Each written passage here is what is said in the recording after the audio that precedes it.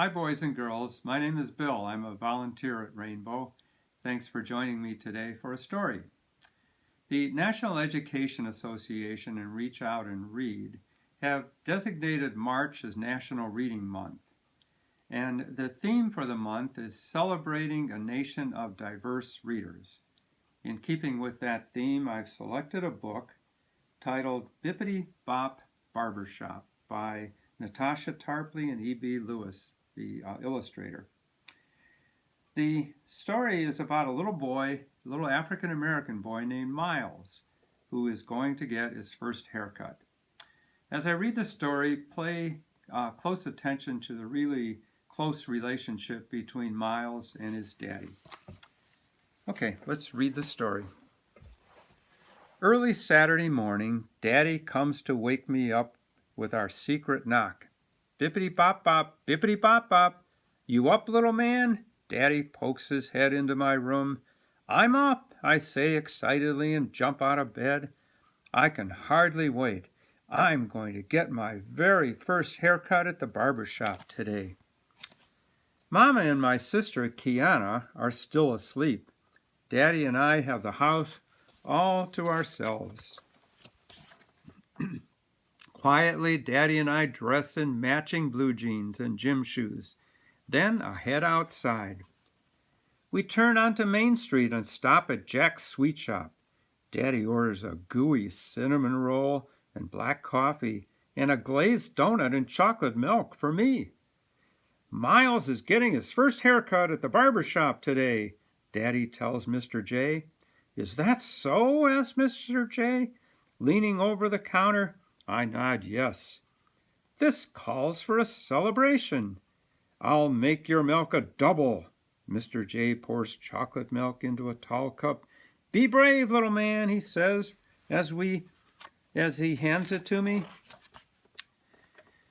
We eat as we walk. Up ahead I see the green and yellow awning and the white letters on the window that say Seymour's Barbershop. Next to the door is a short white barber's pole. It has red stripes which curl and swirl around it like strange fish swimming in a sea of white. And there's Mr. Seymour in the window, with his wild gray hair dusting off his big shiny chair. Mr. Seymour has been Daddy's barber since Daddy was a kid like me. Now he's going to be my barber. Inside, the shop is crowded. Daddy stops to whisper something to Mr. Seymour, and then we walk to the back of the shop to find a seat. Hey there, Charles! Hey there, little man! What's going on? People call out as we pass. First haircut, one of the men asks me. I nod yes.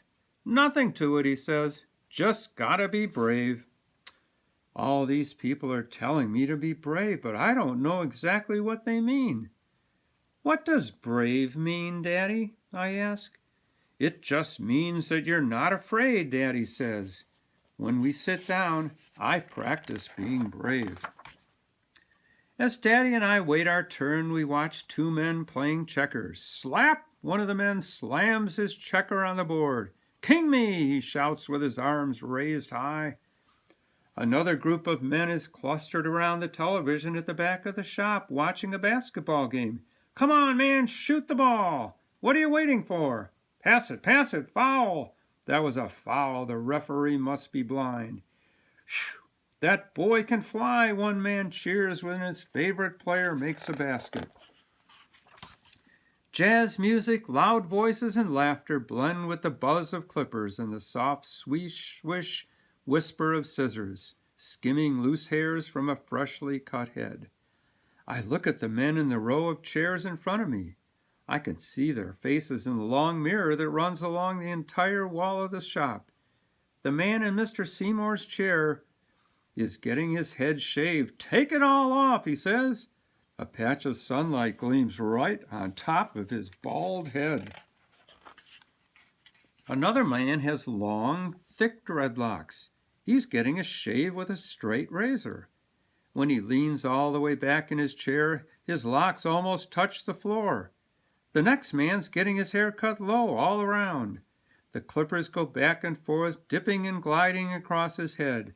making smooth waves that ripple through his hair. In the last chair is the kid, a little older than me, getting his big curly afro trimmed. Just a little off the sides, he says, but none of the styles I see look like me.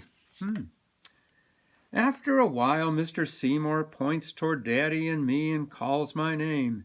Me? I look at Daddy and then at Mr. Seymour and then at Daddy again. You go first, Miles, he says, and pats me on the shoulder. Be brave, little man. I can hear my heart beat in my ears and my knees feel wobbly, but I stand up and walk over to the chair. Mr. Seymour helps me up. The chair is so high. Then he drapes a big wide cape over me to catch the loose hairs. What style would you like for your first haircut, little man? Mr. Seymour asks. I shrug my shoulders. I don't know. Mr. Seymour shows me a poster hanging on the wall with pictures of all kinds of different styles, but I still don't see any that look like me. I take one more look around the shop, and when I see Daddy, I know right away which style I want. Cut low on top and shaved clean all around, just like his. I whisper to Mr. Seymour, and he goes to work.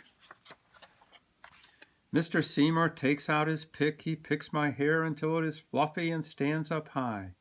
Then with his scissors he begins to cut my hair just like Mama used to do at home. But when he finishes with the pick and scissors, I hear him turn the clippers on.